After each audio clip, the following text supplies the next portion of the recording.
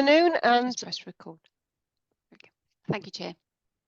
okay, good afternoon and welcome everybody. We're here today for the Economies, Residents and Community Scrutiny Committee. I'm your chair for this committee, Councillor Angela Davis. So we'll start the agenda with any apologies, please, Rachel. Apologies received from Councillor Liz Reinenberg. Lovely, thank you. And I'd like to welcome our two new committee members. That's Councillors Chloe and Rafe, and we welcome you to this committee and look forward to working with you. Thank you both. Item 2 is disclosures of interest. So that's to receive any disclosures of interest by members relating to the items to be considered at the meeting. So do we have any disclosures? Just show a hand. No disclosures, thank you very much. Item 3 is the declaration of party whip. So this is to receive disclosures of prohibited party whips which a member has been given in relation to the meeting in accordance with section 78.3 of the Local Government Measure 2011. Do we have any disclosures of party whip? Excellent, thank you very much. So item 4 on the agenda is the minutes of the last meeting. So for those of you who were in the last meeting, I hope you've had an opportunity to read those through. So just to remind you, there were 4 substantive items. On page 5, item 5 was the strategic risk register, which we noted, we resolved to note that. Item 6 was the Homes in Powys overview, which we made some comments, they're listed in the minutes, and we resolved to accept and note that. Then on page 8, we resolved that the Powys Rapid Housing Transition Plan update would be noted, and again our comments are there in the minutes. The last item was the recommendation on proposal to approve the County Farms Working Group, the changes there, and we made 3 recommendations there, and we are waiting feedback on those recommendations. So is anybody happy to approve, second those minutes? Any of you that were in the last meeting? Yeah, thank you, Councillor Gary. Councillor Pete, you happy to second those? Oh, Corinna, thank you very much. Okay, so the first substantive item on our agenda today is the rent setting review, and we have Andy Thompson, Head of Housing, here to take us through this paper. Welcome, Andy. You're on mute. Good, thank you. Am I on mute? You're not now. Not now. Right, I should know better than this, shouldn't I? Having earned my living as a broadcaster many years ago. Right, okay. Thank you everybody for coming along. This is our annual rent setting report. Each year the council has to set rents for the following financial year. We have a limit set for the increase in rents by the Welsh Government, which has its own rent setting policy. Under the Welsh Government's rent setting policy, the normal process for the last 5 years, and this is the last year of the current policy, so we will at some point over the next year get a new policy from Welsh Government, is a maximum increase of 3% CPI inflation plus 1%. As we can see, the Minister does have the option within the guidance that applies to her work to override that at times of high inflation and other matters. And this year, the Minister, for the 2nd year running, has taken that power and has allowed a maximum increase for all social housing providers, that's local authorities and housing associations, of 6.7%. That figure is based upon inflation as recorded for September of 2023, September of the previous year for the UK. In view of the cost increases that we're experiencing as a local authority, and because we did have a below inflation and below target increase last year, we have had discussions with our tenant scrutiny panel this year. And to allow us to maintain the level of service that we're providing at the moment, and we are starting to get, as you will have seen, increases in customer satisfaction through the STAR survey, which is conducted all across Wales for all social landlords. We've had to recommend to Cabinet that we go for the maximum increase of 6.7%. As you can see in the report, the Tenant Scrutiny Panel did discuss this. It was a really good and interesting discussion. I think I can safely say it was perhaps with a heavy-ish heart that they agreed to the 6.7%, but by the same token, Tenant Scrutiny Panel did not want to see our ability to maintain and manage their homes diminished. I won't read out all the elements of the report, but our average rent is just over £108, £108.24. Still makes us one of the lowest cost landlords in Wales, with the 4th lowest council house. Pembrokeshire, Carmarthenshire and Caerphilly, the only ones which have slightly lower rents than us. And we are the lowest in Powys. So we offer the best value for rented housing of any kind in the county, which I think is a really positive thing. This amount does allow us to continue with the existing Welsh Housing Quality Standard, but there will be a further report coming to members. I think it's in March for the Housing Revenue Account Business Plan, which will set out our investment plans for the next year. And clearly that is contingent upon us getting rent increase. So we'll wait until Cabinet have considered this report, and then we can actually complete the business plan, but we can maintain that issue. Service charges are based upon what we actually spend. We cannot collect more or less than we actually spend, so they are really recharges, if you will. Community alarms, this is a service that's been quite historic in the council. At the moment, tenants who live in sheltered housing provided by the council have a charge of £1.21 per week, whereas a person who lives with possibly the same care needs, who lives in a property classified as general needs, so that could be a bungalow or a house, pays a higher charge of £3.91, which is the charge that Careline levy for people living in privately owned properties, because the service is available for people regardless of tenure. In addition, people who live in sheltered housing, who are in receipt of housing benefit, do not pay any charge at all for their care line. Housing benefit does not pay the cost for those clients. It is the housing revenue account as a whole that takes that charge. So in effect, the housing revenue account is making a payment in respect of those people who live in sheltered housing who are on housing benefit to get their costs down. So what we're moving towards is a full cost recovery approach. This is the cost that the council incurs providing this service. It's the charge, £3.91 is the charge that we levy on people living in general needs properties, people who live in privately owned properties, be that owner occupation or properties rented by a housing association or a private landlord. And we're moving to an equity situation where everybody pays the same regardless of their circumstances. So the charge does look to be quite a large increase for those in sheltered housing, and certainly for those who are in receipt of housing benefit. And we do have financial support officers. We have a team of 3 within housing services who work exclusively with our tenants, regardless, whether they're older people, younger people, families, to help them make the most of their money, maximize their income. For example, claiming benefits, or looking at working opportunities, or just helping them with management. And they will, of course, be available for anybody who is affected by this and faces possibly challenges adjusting to the charges. Careline system is almost a legacy system. It is based pretty much around a hardwired traditional telephone system. As we know, those are changing.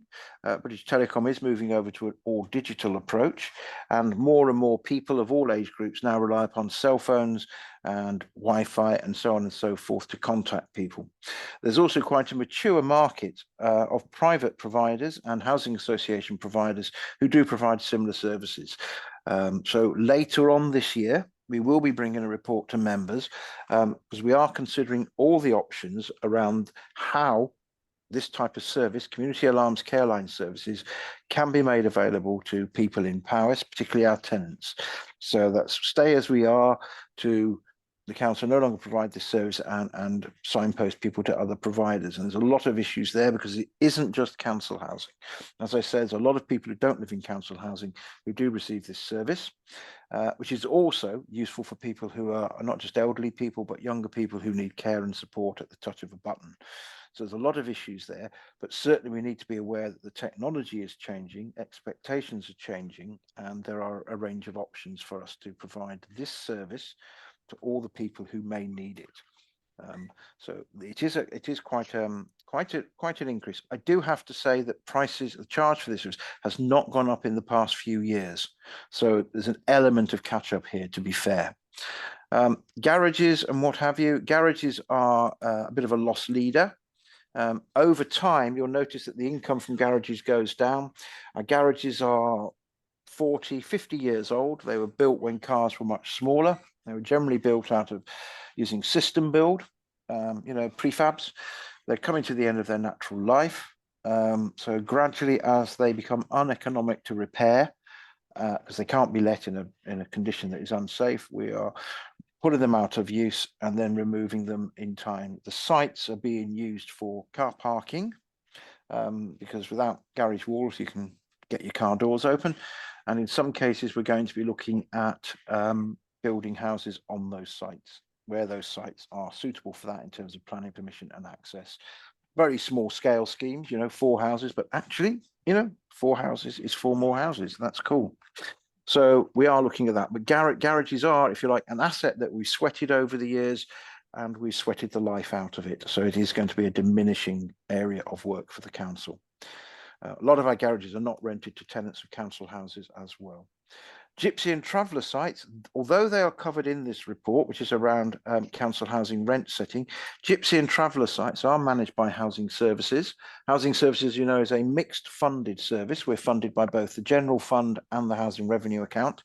And the Gypsy and traveller sites are part of our General Fund obligations and services, which is why they're included here. And again, the principle is of full cost recovery there for those services. Whatever the charges there are the charges that we have incurred. Temporary accommodation is another part of our general fund service. That's for homeless people, and again we increase these costs. They are generally less than we pay, but these costs are geared up around what the social security support is for people who are homeless, because sadly a lot of people who are homeless are also in receipt of social security, not everybody else. So we try to gel that, and any difference in the differences, funded by the general fund. So all in all, we are increasing our rents by the inflation rate in September, and all our other charges, except those that are related to the actual cost incurred. The care line, we're finding a lot less people are taking up the service now. I think that's possibly a reflection that people have used different things. My mother, for example, lives in Norton near Prestine. She's died now, but she had a cell phone. She used a cell phone to contact me and my sister. So, she never even thought of that. It was a privately owned house, but, she thought, no, I'll just use the cell, because we did talk about it with her. So that's where we are. So I hope I've done a quick whistle stop tour for members. It is a report. It is followed up by the business plan, which is going to come in a couple of months. God, not a couple of weeks. Crikey, I'm not going to get it done that quickly. And I think Councillor Davis, we are going to put that on for scrutiny as well, aren't we, as an interim thing. So you will see, basically, this is what we're raising and how we're proposing to spend it. But right now, it's the income. So yes, over to you, Chair. Sorry. Lovely, thank you, Andy. That's a real demonstration of the breadth of the service that you're managing, really. So open the floor for questions. Members, any questions on that? Please feel free to ask Andy now. Okay, so everybody's a bit shy, so I'll start off, Andy. In the very beginning, on page 14, item 2.2, you talk about the Welsh Government Major Repairs Allowance, the MRA, and it's quite a large figure. I just wondered, how is that calculated by Welsh Government? Do we know, would we know annually how much we're going to get? I've never been asked that question before. I think Welsh Government base it on the number of homes that you've got, to be brutally honest. We just get that sum of money. They they ask us to make a regular return that we're maintaining the homes to the Welsh Housing Quality Standard, and they make that payment. I have to be honest, I don't know how they calculate it. I mean, I guessed it might have been a price per home or something like that, but yeah, there we are. Okay. It's worth, I think if it's minuted, I might find out, because we've got a fairly traditional housing stock in Wales. We have no tower blocks, for example, whereas colleagues in Swansea and Cardiff do. It'd be interesting to know how do they take into account property types, rurality. Costs us a lot more just to physically get to a property to do a repair, I should have asked that when I joined Powys, shouldn't I? But to be honest, we never knew how the English government calculated the money they gave us either, so that doesn't make it right. But let's ask the Welsh government, shall we, and see what they do. Okay, thank you. I can see Gary's got his hand up now. Gary, come in, please. Thanks, Chair. I certainly don't want to hog the floor, so I might do these sort of one by one and see if others want to come in as well. But I guess my overarching question to you, Andy, and the team is, I guess I want to be ensured that we've really not just gone for the maximum that Welsh Government have said we can do, and we've reverse engineered it the other way, if you like. We've fully costed out what we need and then looked at what's available and landed somewhere. Because I, in all honesty, I see a lot of 6.7s in your report, and that generally just worries me. Have we squeezed out the maximum we can, because that's what we think we should do? So please give me some assurances that that's not the case. We have definitely done that. I mean, last year we looked at it and did rents below. We've looked at the cost increases that we've got coming up. So for example, from April, all properties that are let, 450 voids, will have to have a floor covering and a carpet put in. So we have about 450 properties, of which you're looking at between £1,000 and £2,000 to do that. So that's a big cost. There's no extra grant from Welsh Government. That is a requirement upon us. So we took that into account. Construction inflation, as we know, and that is a large part of our cost, is higher than CPI. It generally is, as we know, at the moment, construction inflation is still running higher. So we took that into account. In terms of efficiency, as you know, we brought the workforce in-house. We have got our void times halved, and we're actually making further improvements on that. And we have done a cost analysis, and the cost of doing voids is less now. We're actually doing the work in each property for a lower sum. And literally, if my repairs manager was here, we costed it down to, well, not quite to the last nail and screw, but pretty damn close to that. And I'm very keen that we continue with that. So yes, we have looked at it. So that's the rents, and also because the Gypsy and Traveller sites are managed by us, so the same thing, sort of situation applies there. As regards to temporary accommodation, we are having to use a lot of bed and breakfast accommodation at the moment. And that is considerably more costly than using our own accommodation. Now, if we use too much of our own accommodation, we haven't got enough homes to let to people to move on to when they leave temporary accommodation, so it's a balance. And we are paying now between £90 and £120 a night for bed and breakfast. So the 6.7% really doesn't make an impact on that. We do have a proposal that has been approved by the Capital Oversight Board of the Council to provide our own bed and breakfast, but that will take a couple of years to come on stream, because we've got to find the properties, build them and adapt them. That will help bring the cost down. And I do have to note that the Housing Communities team have been able to start to reduce the number of homeless people that we are accommodating and that we are having to work with through prevention and getting people through the system.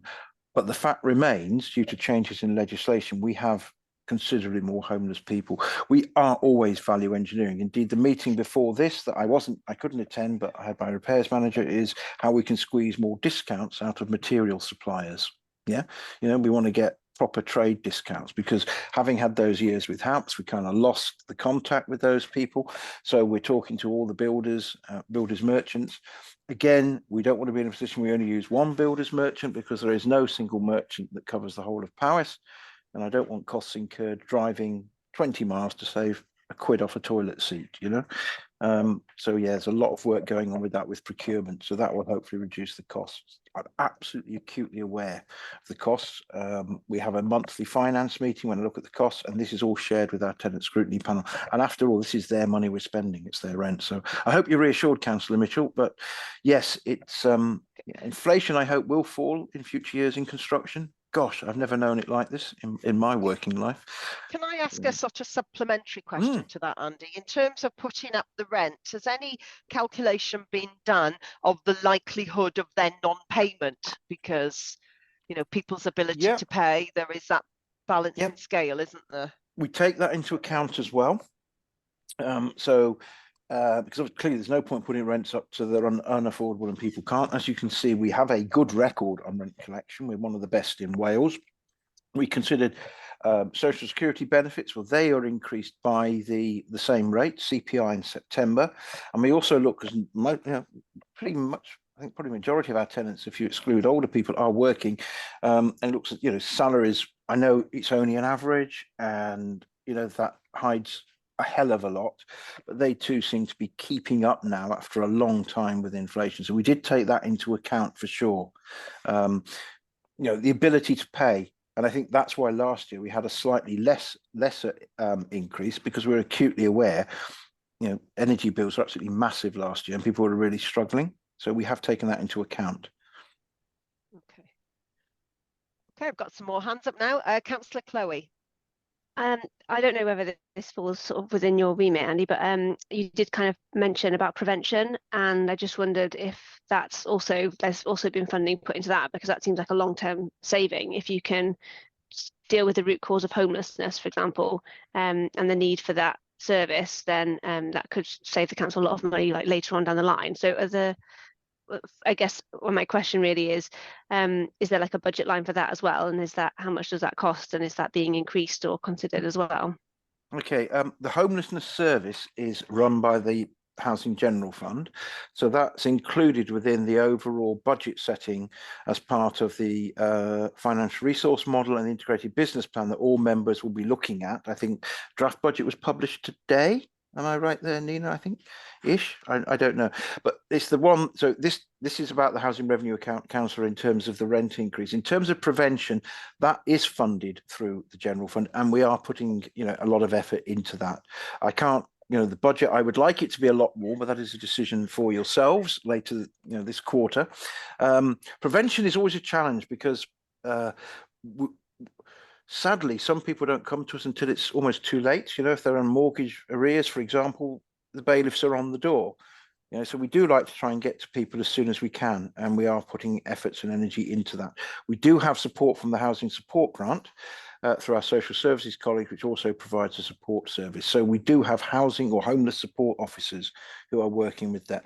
Yes, we could always do with more, but I'm acutely aware that that is a general fund service, and we are part of a wider council. But yeah, in our view, if you can prevent it, I mean, I have been discussing with Welsh Government, for example, a mortgage rescue scheme whereby you buy out the arrears equity and charge people rent on that and leave the equity in the property, because then they don't have to move. But so it's just one example of something we've been floating with Welsh Government. Thank you. Councillor Gary. Thanks, Chair.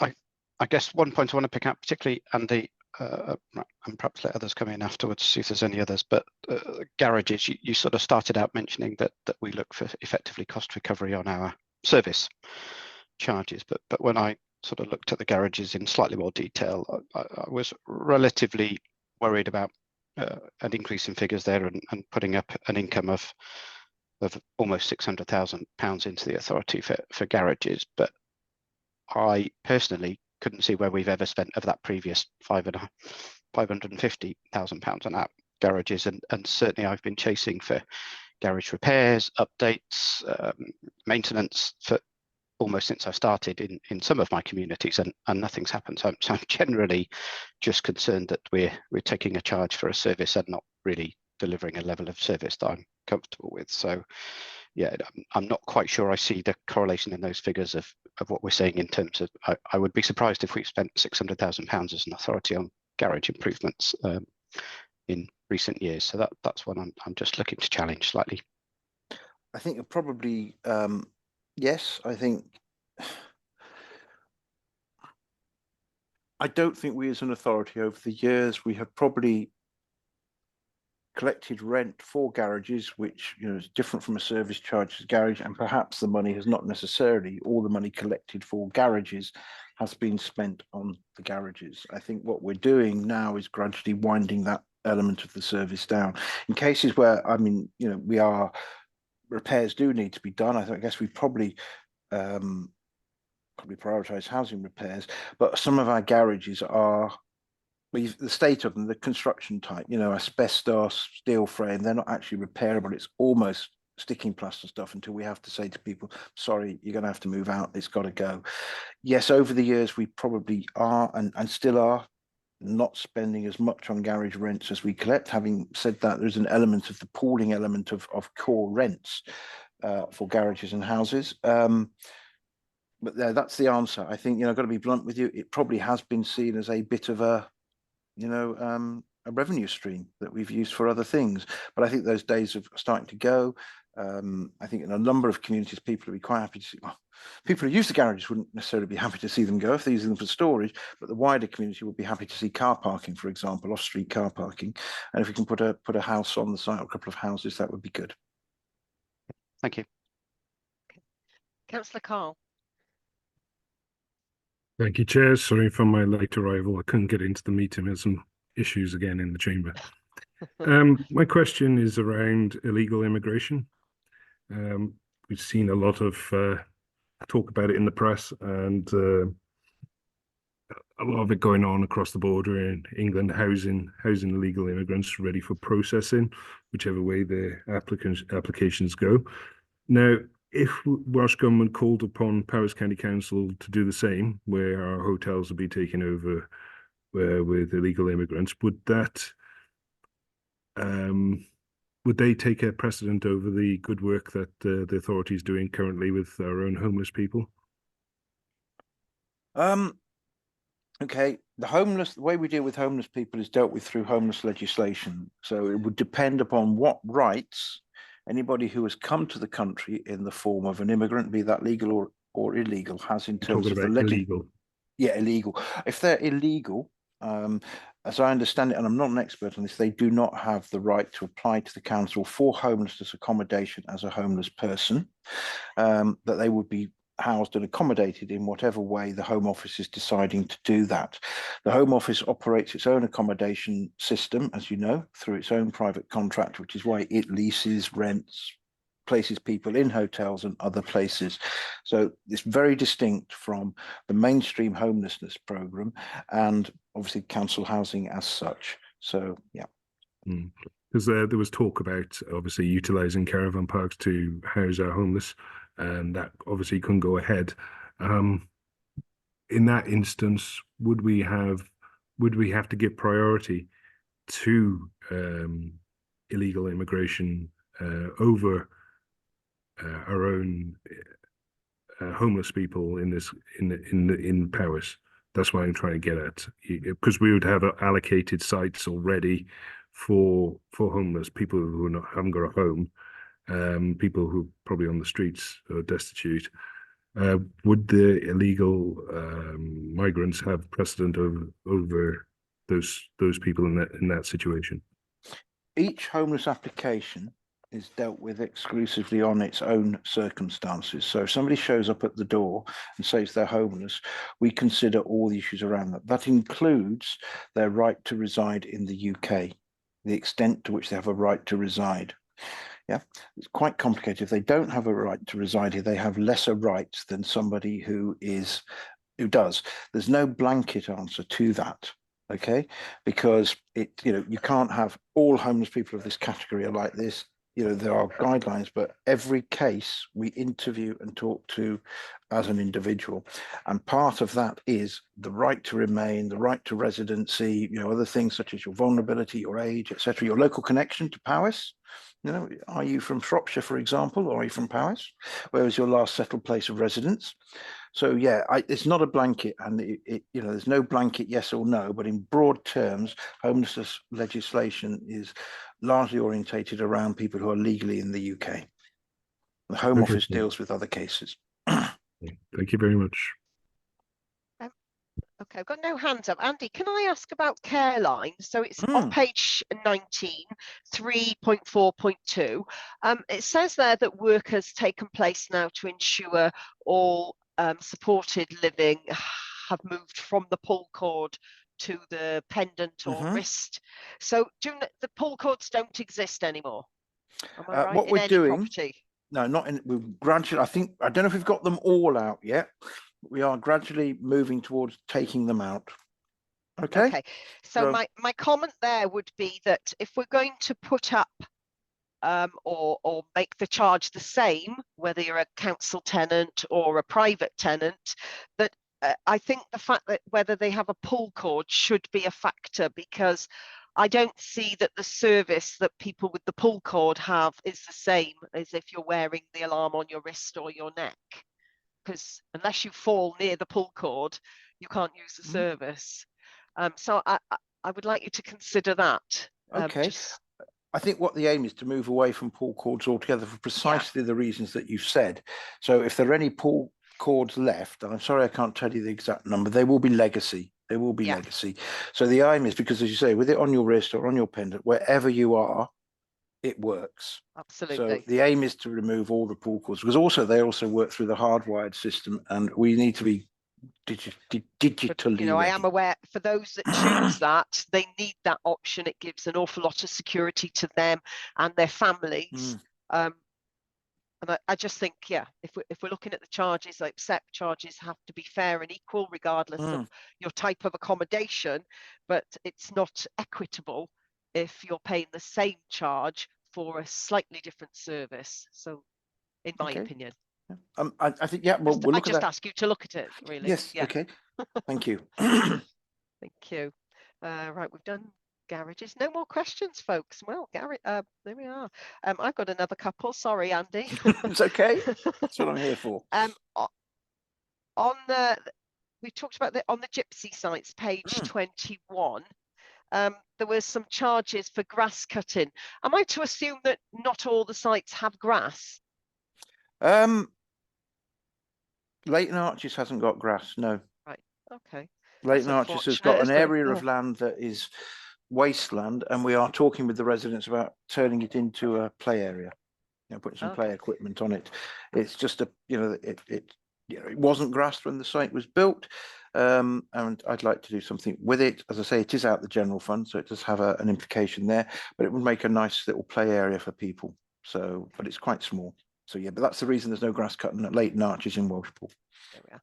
And just to clarify then, the site weekly rent occupation charge, does that include electricity, for example? I mean, there's grass cutting and sewerage charges mentioned, but no mention of electricity. No, I don't think it does. I think So that's because they hook their trailers up. Yeah, they hook the trailers up to the board, because we have a mixture of static trailers, tourers, and indeed a couple of motorhomes now. Okay, so that would be a separate charge that they would deal with direct with the supplier. Yeah. Okay, thank you for that. Councillor Gary. Yeah, possibly a related point to that one to a degree, just for a bit of clarity for me. But then one other point. One was I wasn't 100% sure because the wording quite clearly says plots, whereas others say rents, and I wasn't sure if in our traveller sites they were all effectively bare plots and they bring their own means of accommodation. And if that is the case, I'm then generally quite surprised about the level of rents. We're looking at charging somebody when it's actually more than when we provide a bricks and mortar home for somebody. So that definitely gives me some concern if that's the case, Andy. What we provide is there's also an amenity unit for each site, which has a kitchen, shower room, wet room, toilet, and sitting area for each site. So the plot does have that on it. Some people do use them for sleeping in. They're not designed for that, but we do know that some people do. So it's not just like you go on holiday and, you know, park the car with the caravan next to it. It is a site. It is hard standing. It does have a fencing around it, you know. So yes, that's what it is. Yeah, but there is an amenity block there, and it's not a shared amenity block. Each person has their own amenity block. But okay, well, thank you. I still question the level of charges, that's fine. And then my last point really was on the sort of temporary homes, and Carl sort of mentioned it a bit. I guess again, just comparing figures is what I've done really. So on average, we're looking at £108 a week for a secure home, a bricks and mortar home, for an average rent currently. But in our temporary accommodation, so that sort of emergency temporary housing, whatever we're putting them in, we're looking at 122/118, depending on which figures you use. And I fully take on board the cost is more for us as an authority to provide that style of housing. But we have to remember these are probably some of the most vulnerable people in our communities, and they're not in a secure permanent home. They're in a temporary sheltered set of accommodations, but yet we're charging them more than somebody would be in a secure or permanent home. And again, I just don't feel that's very equitable, and gives me concern. We do furnish temporary accommodation. It is furnished, so they have white goods, beds, carpets, places to sit. So it is furnished, and we do clearly need to replace those furnishes. So it's not just an empty house. You do get a properly furnished place. Now you walk in the door, you can lay your head down and make a cup of tea, and then lay your head down. So that's part of the reason the cost is higher, recovering our costs, because clearly it's like anybody who's run a hotel or something will know stuff gets worn out and gets replaced and has to be cleaned. You know, we can't put people in if it's dirty. So yes, it is a little higher, but as I say, we do pitch it to the social security rates. So we're, so we're not, I'm acutely aware that we are with people who are probably in a very vulnerable state and with not much income. So it is as low as we can make it, recover our costs, but well, we're not recovering our costs bluntly. It does cost us more than we charge people. I've got to be blunt with you. It does. Yeah, no, gather that. Okay, thank you. I've made my points. Thanks so much. Okay. Councillor Rafe. Thank you, Chair.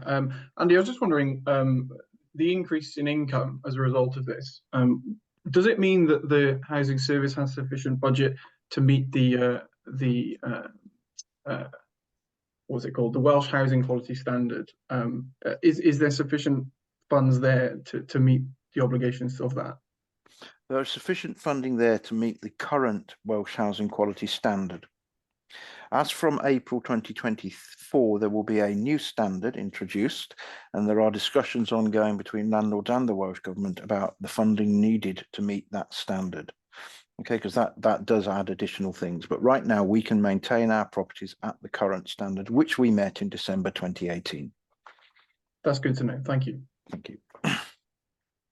Okay, any further questions from the committee? No hands up. I mean, my final comment, Andy, when you look on page 22 at the table 6 and 7, it really demonstrates really the financial challenge for people in single living. And we've got an increase of demand for single dwellings, but I mean, it just sort of really makes you think, find a friend, it's cheaper to live with somebody else, isn't it? You know, but yeah, so as a committee, we can see the papers here. There are 8 recommendations set out in the report that's going to Cabinet. Our role here was to consider the appropriateness of the proposed changes in rents and service charges, including the revised approach to the provision of Careline community alarm services. You haven't got any hands up, so I'm taking it there's no further questions. So are we happy that sort of has been met, really, that Andy's sufficiently answered your queries? Yeah, I'm getting a few nods. So there we are. Thank you, Andy, for that. So I think Rachel will put our comments in that and forward that on to Cabinet with your paper. Well, thank you very members. much, Andy. I'll take my leave of you if that's okay. And we'll probably see you all again soon. Cheers, sure everybody. Take care. Thank you. So the next agenda item for us is the car parking review update, and we are here from pages 35 to 40. I can see Matt's put his camera on, so you're going to take us through this, Matt. Yes, thank you, Chair. I'll briefly thank you very much. Share the PowerPoint. I know it's in your pack, but I think it's easier if we go through it. I'll take a pause at each slide because I just think there's a lot of information that's in here, so we can take some questions. And I've got colleagues, Sean James and Tony Kane, on the call as well. So it's my screen, sorry, my screen Yeah, your sharing. screen is showing, yes. She sells seashells, yes. Thank you. The PowerPoint, is it? Yes, Yeah, sorry, I can't see it on mine, sorry. you're on the front sheet. Okay.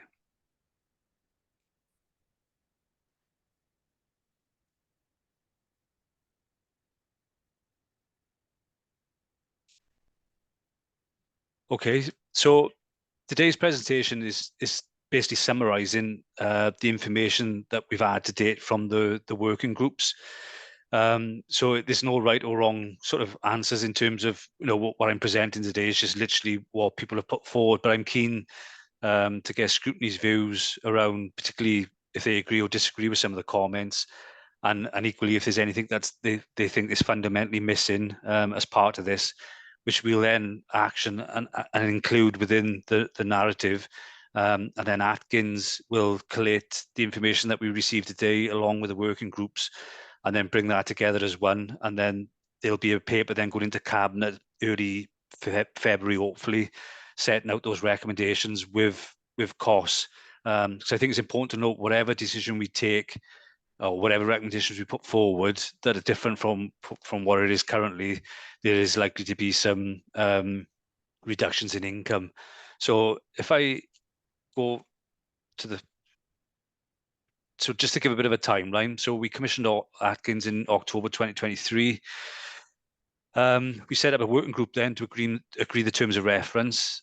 December then there was 3 theme work groups which met individually, and that was facilitated by Atkins.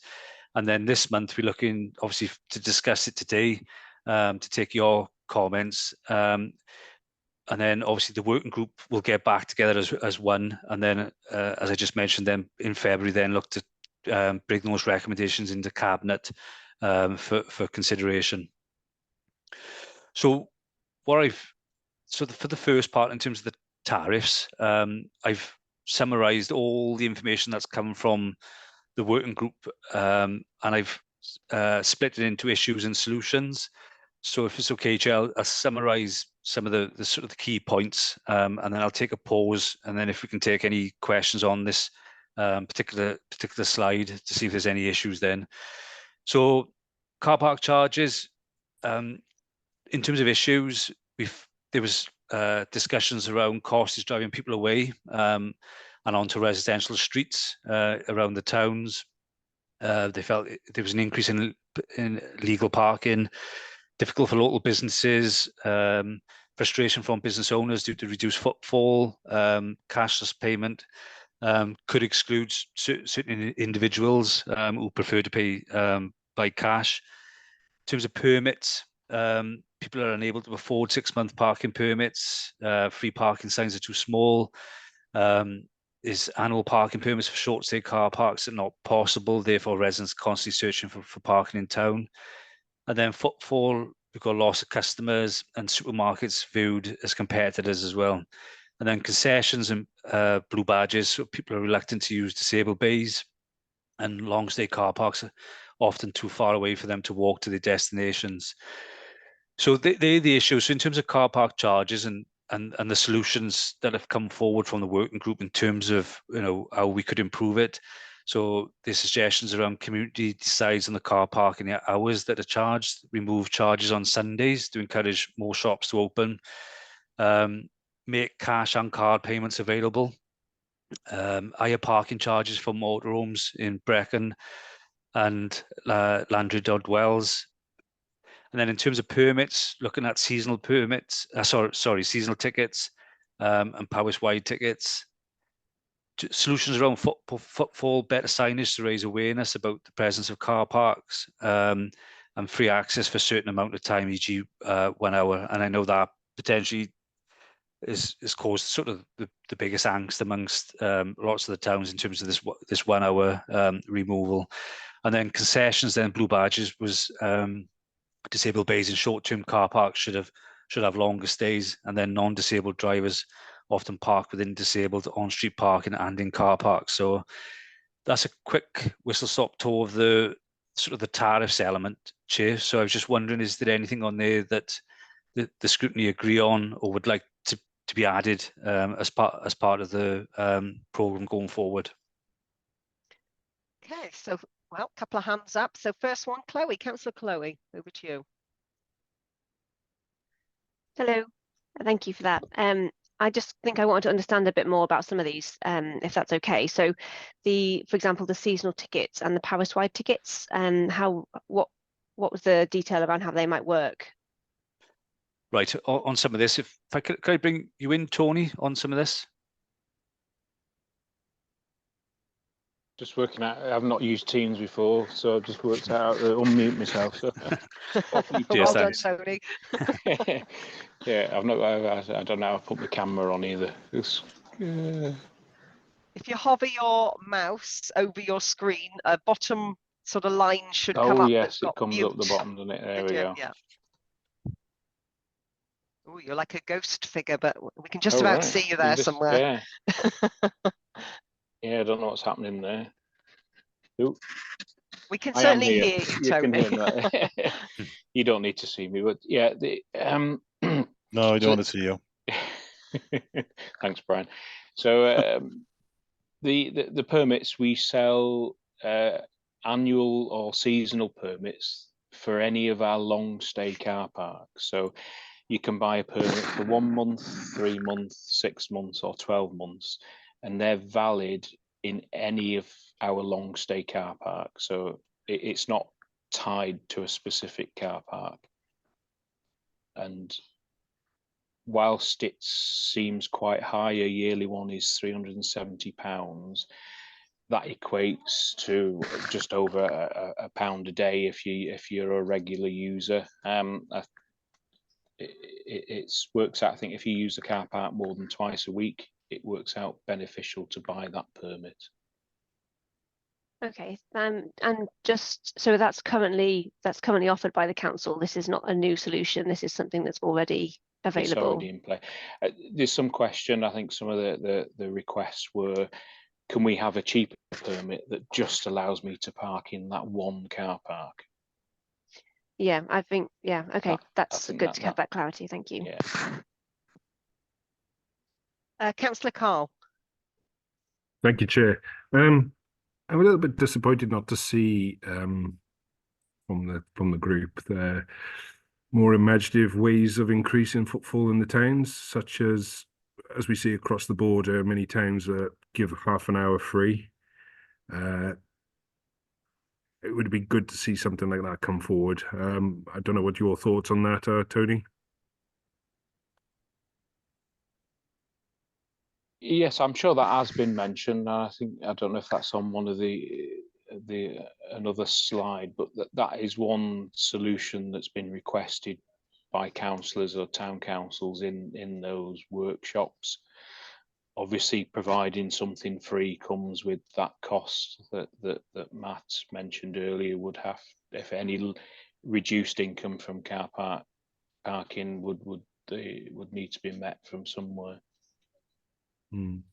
Just thinking it would encourage more people to use the car park long term and increase the footfall at the same time for the towns.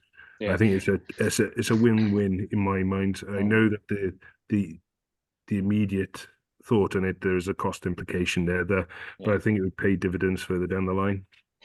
I've just noticed it is on that slide there under footfall on the right. Free access for a certain amount of time, e.g. an hour, to attract people from supermarkets into town. So that is an option that's been logged as a. I think an hour would be too much myself, but half an hour, I think a lot of the time where I've just needed to nip into the bank or something just to drop something off, that would encourage me to use the town more, especially Newtown, my nearest town. I do tend to avoid it because of the car parking charges, and I don't have maybe my card on me, don't have change on me, and rather than risk a ticket, I avoid the town, which is a great shame. And I think more people would, take a view of, like I've done, that they'd be able to nip in. And, longer term, if I was to use, I go in the town for longer periods of time as well. That would encourage me to, use the town, like I say, increase the footfall for myself, and I imagine other people would be the same. But half an hour I think would be yeah, a good start myself. Thank you, Chair. Okay, thank you very much. There's no more hands up. I mean, I think for me, the issue is that each councillor in their own ward perhaps has slightly different issues according to how their ward is. So if you have a supermarket in your ward, then there is free parking for up to 2 hours, and you can understand that is a challenge on a high street. But that's not a challenge in my ward. We don't have a supermarket. And I think the point I've tried to make, but I don't see that that's sort of been reflected in these tables here, is that each area, each town, each community needs a variety of parking, and Councillor Carl is right. So it may be that you need that free parking that people pop in and out, but that's not really encouraging footfall. That's providing a service because people need to access their bank or the shop for milk or the library very quickly. And for my town, that's on the high street, because people aren't going to walk from the car park. So giving a half an hour free in our car park wouldn't aid the town. So my point is that I think there is a challenge for you, and I don't know the answer, is ensuring that all areas have a combination of parking options that help deliver vitality to the towns, because that's what parking is for, isn't it? To attract people, and people who live in town don't need to park. It's people who drive into town to support those businesses to go about the services that they require. So I've got some hands up, so I'll shut up. Councillor Rafe. Thank you, Chair. I suppose this just follows on from what Councillor Carl and you, Chair, have said about each community having, you know, unique challenges. And I'm just looking at the car park charges section, and where it talks about communities deciding on the car parking hours, and that's a very interesting prospect. And I just wondered, how would that be facilitated? Before Tony or Sean come in, I was just going to say that that would probably be a logistical nightmare. But I just, and obviously, I'm not saying it's wrong, but you know, and it could be looked into. But Tony, you probably have a better information in terms of how that would be managed. Yeah, obviously anything's possible. We could have bespoke charging hours, charging tariffs for each location or each even car park, but obviously then that increases disparity between communities. And is it fair that Brecon has a different charge to Crickhowell, and is Talgarth being free? Is that equitable? So there are pros and cons for doing it different ways, and it's getting that balance right, and what is the right solution that is good for the towns as well as for the Powys as a whole. Yeah, you could end up on a very sticky wicket there if there is seen to be unfairness. But I wonder if you, Tony, you know how many car parking spaces there are in each town, probably off the top of your head, in terms of how many paid spaces, how many on street free. So say, for example, Town A has 100 car parking spaces, there may be a way to have a formula that says a maximum of so many % could be free, a maximum at 1 hour, 2 hour, etc., etc., so that the charge and the principle is the same, but within each community there's variation. It's just an idea. But anyway, Councillor Corriner. Before then, could I just say, just as clarification, really, isn't it? Like Matt has said, that these are solutions. They're not sort of like they haven't been verified or validated by the cross-working party group, really. These are just ideas and themes that have come out of the workshops to date so far. So these aren't the actual things that they are putting forward as such. It's just to give that sort of clarity to what you're looking at, really. Yeah, but that raises a question, Sean, because I understand this is the last time that Scrutiny get to look at the parking review. So we haven't seen a proposal, we haven't seen a paper So how will we get to feed into that? Really, all of this is us just still talking ideas, isn't it? There's no meat on the bones, as it were. No, I think that's something to consider, really, isn't it? Is where do we go forward? Because at the end of the day, I think that the likelihood is, or what I feel is what we're going to be doing, isn't it? The cross-party working group will produce a report, or the consultant will produce a report based on what the cross-working party have delivered through the workshops. We then, as the service, will take a paper forward to the cabinet. Cabinet will make that decision on what options they want to take forward, and it's whether do Scrutiny want us to come back before that paper it goes ahead, or are you happy Definitely. just to feed in at this point, isn't it? No, I would suggest that Scrutiny would like to see the final paper that comes from the recommendations. Yes. Yeah, and my deputy is putting his thumbs up there. Can I come in quickly there, Yeah, Angela? please do, Sorry. Jackie, yes. Yes, I would welcome the fact that this comes back to scrutiny, because as Matt and Sean have explained, this is just really to give you a sense of the fact that we've got a working group, or we've had a set of working groups. They've each looked at each of these different themes separately. And we've got a consultant who is gathering and collating all these different ideas. And I know your comment earlier has actually gone to the consultant, and he's responded to you, so it will actually go into the overall process. But this is really to give you an opportunity in scrutiny just to see how this process is working as much as anything. So is this a good way for us to start to make decisions? Is it a good way for us to say, take these things to working groups and get feedback from county councillors and town and community councillors when something is really impacting on those particular communities, so that it then puts forward issues that we can then take to cabinet, which is a much better informed cabinet paper. So I think this should come back to the scrutiny, and I welcome the fact that you see that as well before it ends up at cabinet. He will delay it slightly, but I think it's better to delay it slightly than it is to not come back to scrutiny. Absolutely, I'd wholeheartedly support that, Jackie. Thank you. And it is difficult because you're doing a working group. It's not just cross-party. In fact, Jackie, we need to make the point that there are town and community councils and clerks involved in it as well. Yes. And I know some of them feel that perhaps the louder ones amongst us dominate, which probably does happen. That's, you know, that's always the case, isn't it?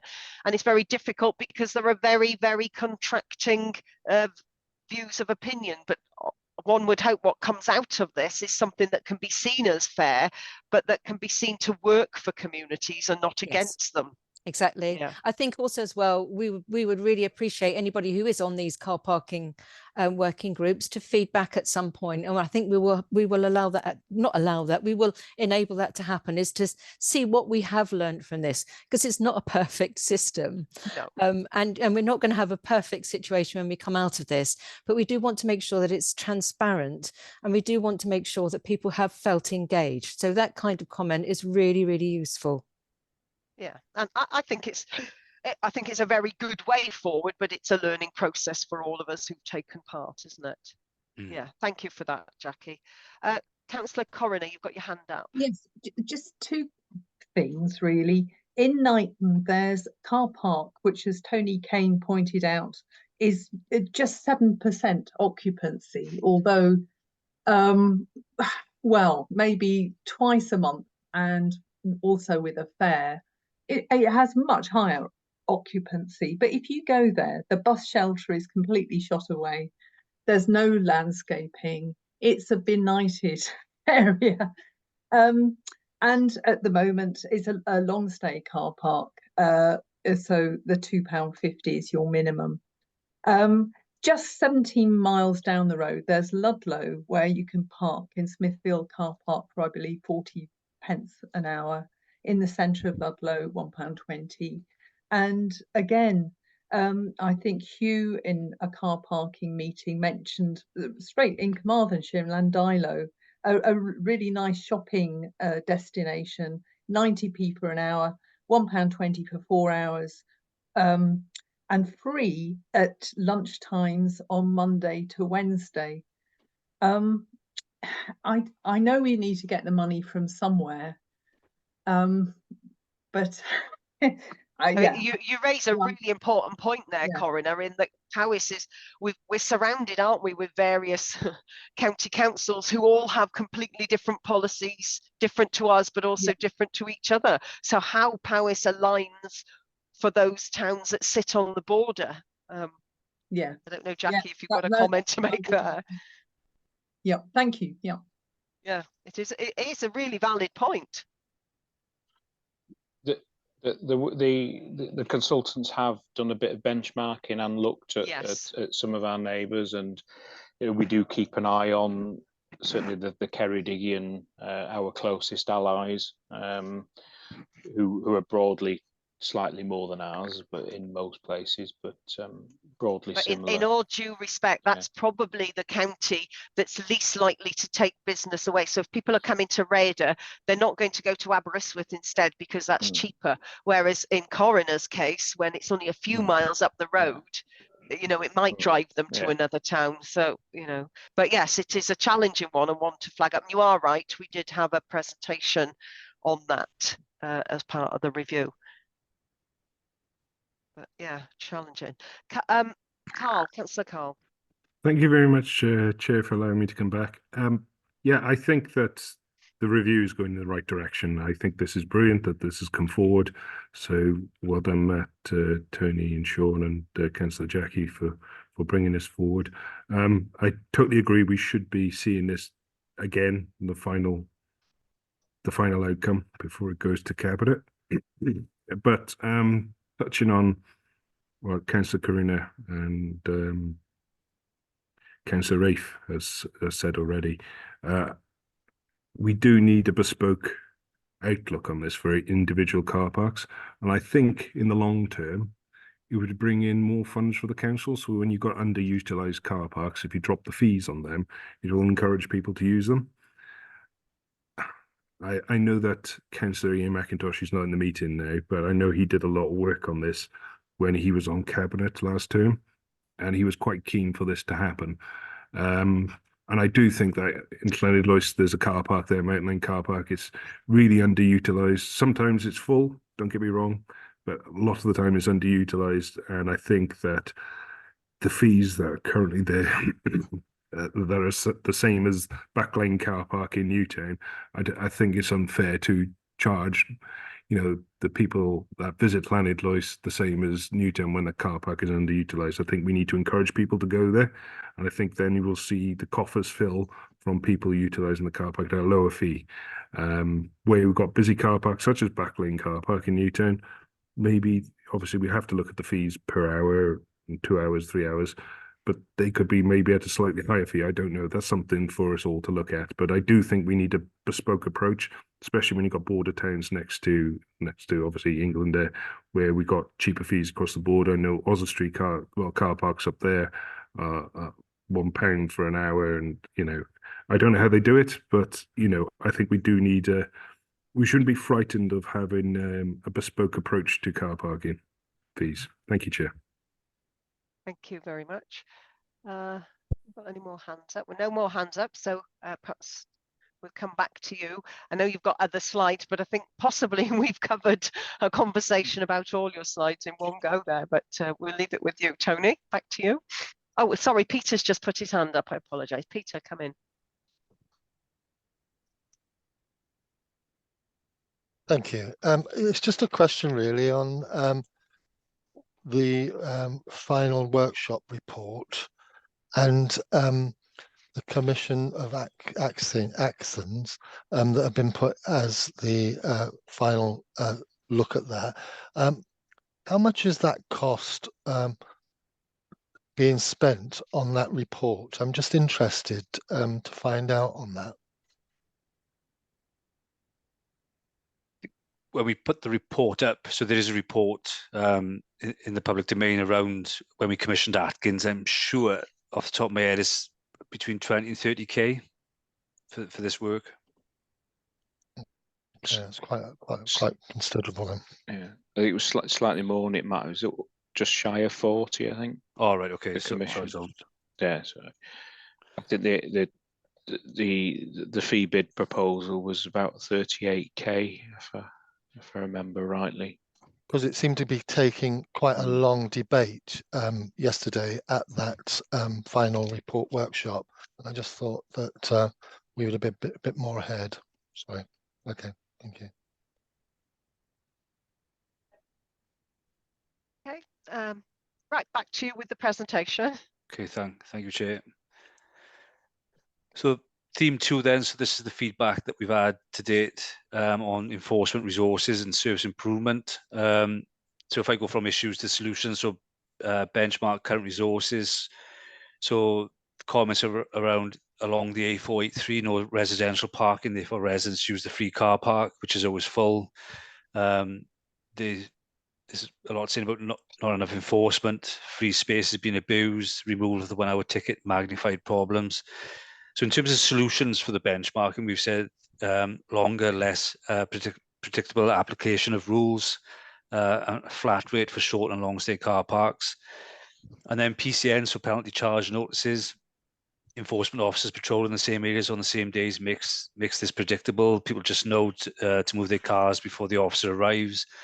There's a point around pristine parking outside the cash point causes problems for the fire services. There was a question then, who's responsible for parking, Powys County Council or police? Inconsistency between free and on-street car parking, and disabled bays occupied by non-disabled people. In terms of solutions, there was one solution put forward that ensure that enforcement is fair and consistent for all. And I'm aware, obviously, Tony has increased his civil parking enforcement officers to obviously try and sort of improve this. Service improvement and innovation in terms of solutions, so looking at street parking and then opportunities for the service then is allocate best areas of the car park to small, low emission cars. So that's the feedback we've had to date. So again, appreciate any views that we can feed back to Atkins from this committee on this one, Chair.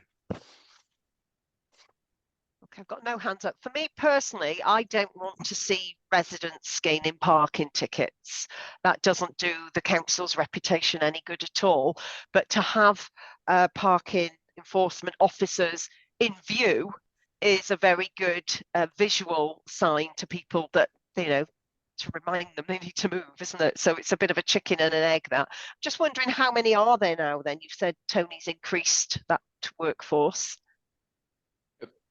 The increase is just we actually filled posts that were vacancies. So we're now currently up to full complement of 8 full-time equivalent positions, two of which are one post is split between 2 people, part-timers. So we've got 9 staff doing 8 full-time positions. But we recruited 2 towards the end of last year that brought us back up to that full complement. Yeah. Okay. And obviously, if anybody's parking in a dangerous place, then yes, they kind of deserve the ticket, don't they? But yeah. Yeah. Brian, put your hand up. Thank you, Angela. I think it's just go back to one. This all come about really when they took the short stay car park away. And I can only speak for Bilford. I know there's other towns. You know, we seem to have spent nearly 40,000 on a survey, which I'm not questioning all of that, but all we really wanted was to fetch the short stay car park back in so people could come put their £1 in or £1.20 for an hour's shopping. And we're going to a lot of avenues to get to this at the present moment. And as somebody has just said, we all know that after 3:30, there is no civil parking officers, so they can come and park for nothing then. And I'm trying to change away from the car parks, and I think Tony does know. I've had a quick chat with him. The out of hours and what the police do, there's no enforcement. We spend a lot of money in putting WL lines in enforcement, different things and different regulations, but there's no policing of it after out of hours by our department or the police. So I do feel that we obviously need to change the working pattern of the enforcement officers. I quite understand we don't want to see people booked, but we want to just fetch back the 1 hour and a little bit of enforcement of the off-street parking as well, because after 3:30, there is no enforcement of off-street parking. Thank you. Okay, thank you, Brian. Councillor Chloe. Thank you. I was going to ask about whether there'd been any discussion around automating any of the enforcement stuff. So at the moment, it's obviously reliant on people coming and going, but in terms of making it fair and consistent, if you were to have automated systems, whether they be barriers or cameras or sensors in the road, I don't know. I don't know the costs of these sorts of things, but whether that's an option that people raised in the working groups and whether it's something you've considered as well. Tony, Sean, I Yeah. don't know sorry. Yeah, I think Tony's best answering this, but it was raised at one of the workshops and Tony answered it. I think there's a legality that Tony brought forward for that.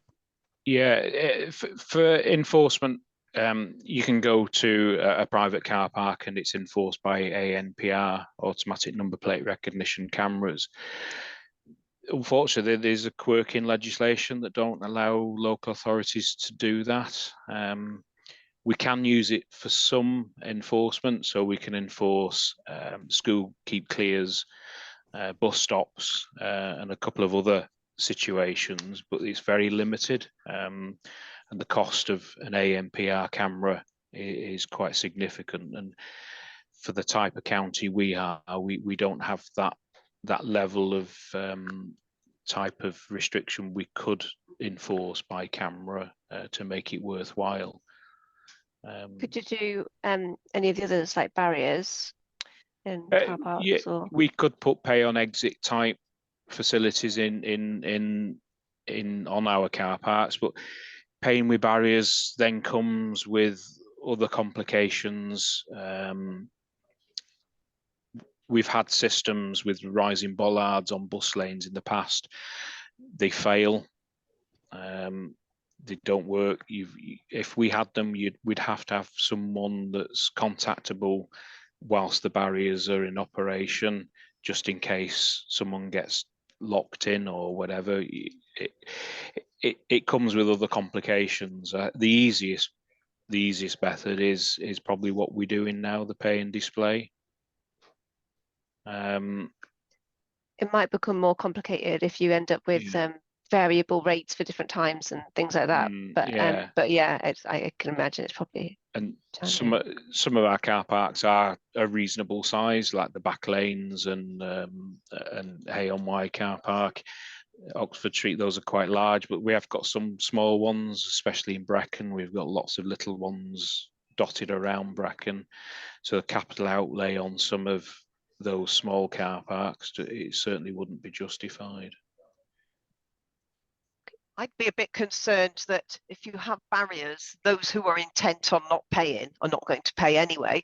So if there's a barrier, they're going to go and park on the street and cause a bigger issue. I'm not saying that we should allow them to not pay, but there may be people not paying, and I don't think we should be driving people onto residential areas if that could be a potential result. I think I probably wasn't. My thinking was if you were to have like an hour free, for example, then you don't have to worry about that enforcement because they can go in, they can get their ticket, it's free for an hour, they can still come out with using the barrier. So you still don't have to, if you were to put that in place, you wouldn't have to pay for that hour, but it just stops it being abused by people. Yeah, with the machines we've got now, if for instance that was a solution that was adopted, the free hour, we would make people get a ticket from the machine for that free hour. They would have to put the registration number in, so then 50 minutes later they couldn't come back and then get another hour free because it would know they've had that hour. So we can manage that system if needs be. Yeah. Thank you. Councillor Cole. I agree with Councillor Chloe. The Backlane car park is comparable to the Shropshire car park in Shrewsbury at the bottom of Wild Cop. They got ANPR cameras there. They work very well. I haven't been caught out by them yet, but yeah, I think that obviously there's a loophole for authorities to jump through a little bit there, but I think that it's worth looking into. I'm sure it'll pay for itself. Paying traffic wardens to go around there. I know it'll end a job or two. But at the same time, we have to look at the public purse in the long term. I'm sure it'd pay for itself. Thank you, Chair. Okay. No more comments there. So back to you, Matt. Thank you, Chair. And I think it's just important to note before I go on to the next slide, picking up Councillor Bryan's point, the consultants that have been taken on, that's come from sort of the increased fees. But I take his point in terms of, we're paying that money regardless, in terms of doing this work. But what I would say in terms of, and I know a lot of it has come from that hour element, but what I'd be keen to see when we put the report forward is, recommendations that are sort of essentially that not quick wins, but there's going to be some stuff coming forward that's going to take a bit more time to implement in terms of the wider car park review. But there will be things, no doubt, the hour, reverting back to the hour. But for each recommendation, it will be costed up. So I think going back to the hour would reduce our income by 180,000 as an example. I think it was around that figure. So I think when the recommendations go up, there will be a cost associated with it, but there will be short-term, medium-term, and long-term, sort of recommendations from it. So it's just to make that point, Chair. So. Okay, thank you very much.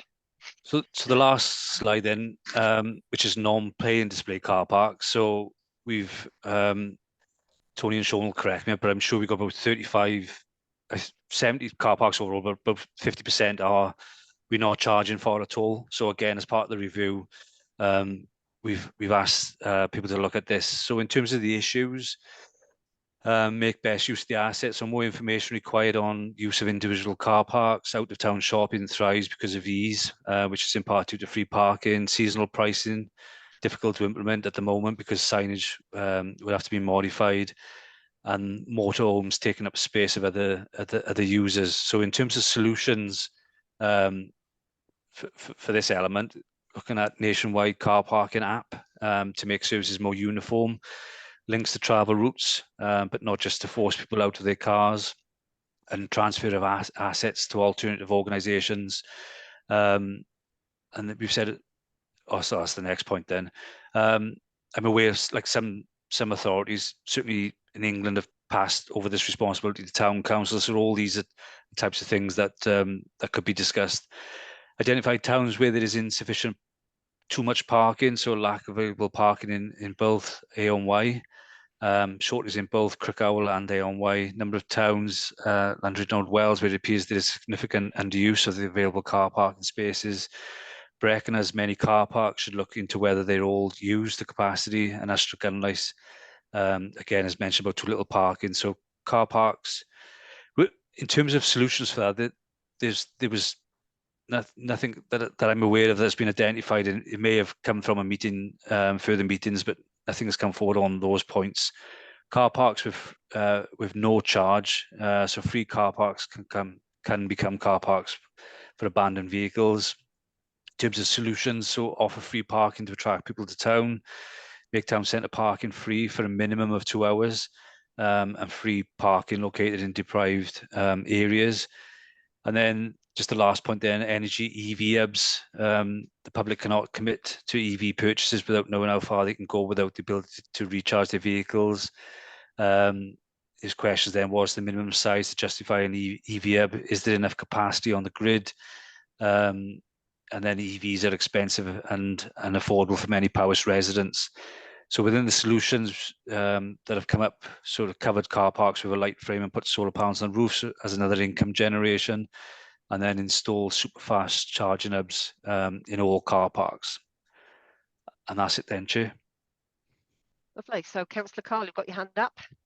Yeah, just picking up on the point there with the seasonal modification with signage.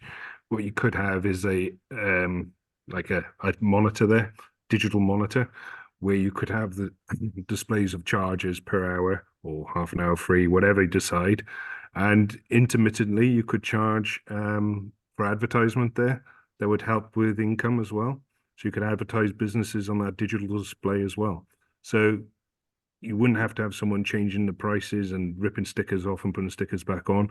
That could be all automated from a central hub somewhere, from one person doing it throughout Powys, modifying pricing however they see fit. I know there's initial cost to that, but going forward, again, you're cutting down on staffing. We need to use these digital ways to go forward, and I think that would be an option. Thank you, Chair. Councillor Coroner.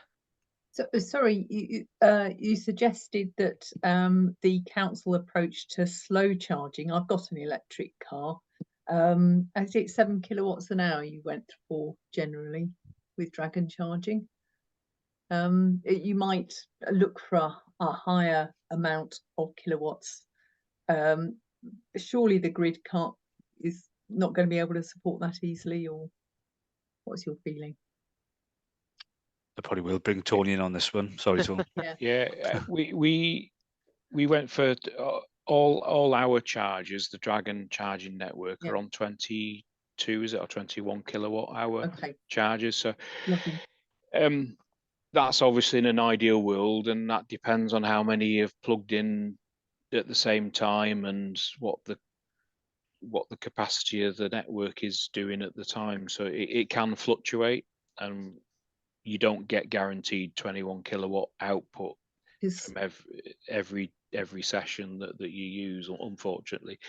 I'm not an electronics expert, but only know the basics. But we do also have we've got a concession agreement with Swarco. That's, I think, in 5 of our car parks. That was a Welsh Government Transport for Wales led initiative. The Welsh Government put fund into that, and they're 50 kilowatt chargers. So there's 5 of those in Paris. They are looking at a 6th in I always get these mixed up, these places. Langerig. Is it Langerig? I think it's Langerig somewhere. Yeah. It's the location there is proving difficulty, because it's not only finding a space that's in that's in public ownership. It's also finding a suitable space that's close to a decent supply. Taking Crickhowell as an example, because we've got a Crickhowell member on here. We've got one of each chargers in that car park in Beaufort Street. We couldn't put any more in because we have actually maxed out the capacity within that area of Crickhowell. So we could only put one 50 kilowatt charger and one 22 kilowatt charger in that car park, whereas other car parks have mostly we'll pair them up so you can charge 4 at any one time. So it is a difficulty. We have put in 3 substations using a green energy grant in Gravel Car Park Newtown, Manguin Street Car Park Machynlleth, and Church Street Car Park in Welshpool. So that's to try and future-proof as demand increases over time. We've got extra capacity in those 3 locations. But grid capacity is, we've seen, is a problem in quite a number of areas, and restricting what we can put in where. Thank you. I mean, I've charged up in Angela's car park in Rhayader, and that's but you have to allow an hour for 25 miles, I think. Something like Aren't you lucky you get to spend an hour in Rhayader, because there's so much to do in the outdoors capital of Wales. I'm so sorry to hear about the toilet possibly closing, because it's an excellent toilet, and that's funding that is another. Yes, that's on my list of things to bring up. Thank you, Coroner. One of the reasons we chose the 20 kilowatt chargers was because they're classed as fast chargers. They're not rapid, but the rapid ones more suit. You stop for a cup of coffee, you charge within 20 minutes, and you go on again. They're designed for people not stopping. So we wanted people to stop for longer. So that's why we've gone for those that are slightly slower, in hope that people will visit those towns with their electric vehicles. Plus, Tony, I think some of the grants that we go for, isn't it, that it's sort of it's stipulated within the grant as to what charger and what charger level you can go to. Yes, certainly the initial grants and the central government grants are capped, and you can't then buy the rapid charges with that level of funding. Okay. Councillor Chloe, you've got your hand up. Mainly a comment, I think, on this, but the more you sort of think about it, the more I realise how the difference between communities nearby having free parking could impact on, each other. And I just wondered, I suppose, about the scope of this. So when you're doing this car parking review, is it also considering installing or instigating fees for some of these free car parks? I mean, just because if you think about people who are already paying or having to pay more for car parking, and then yet these people who've got it free have still got it free with no increase, is that included in the scope for this review? Well, Chloe, you preempted my comment here, which I was going to come in on the end. So it's a really important one. If we've got half and half paid and free car parks, would bringing in a charge to all the other car parks allow all car parks to have 1 or 2 hours free? Would it leave us back in the same place? It is within the scope, that has been discussed. So, and again, it comes back to that point around sort of medium to longer term. So if that is a decision that we put forward to Cabinet and they are happy for us to look into that, that's something that Sean, Tony and the team could instigate, but it would take some time, not lots of time, but probably a few months to implement. So there's some quick wins and there's some sort of medium to longer term wins as well. Thank you. Thank you, Chloe. Councillor Carl. Thanks, Jed. Just a question for Tony. He mentioned about EV chargers. He's only able to put them in car parks that are publicly owned. Do community car parks tick that box for you, Tony? We'd have to check the terms of grants, but we've gone. We actually use, or we have used, what's termed an on-street grant for on-street car park charging. But because we've put them in areas where residents are nearby that don't have off-street parking, that they can utilise them in the evenings, overnight, especially when the parking's free for them. So we've been able to use grants for that. If we weren't in control of the land, we couldn't. So if we say put one into a community council's car park, and there are several across the county, we couldn't manage that space. So if a non-EV vehicle parks in an EV bay, we can issue them with a ticket because they're the wrong class of vehicle in that bay. But if it was in a private car park, would that be out of our control? And has been mentioned, I think, in a previous slide, that the current free parking car parks, they tend to be good places for people to abandon vehicles and things. So things go on in those car parks that we can't control as easy as we can with our paying displays.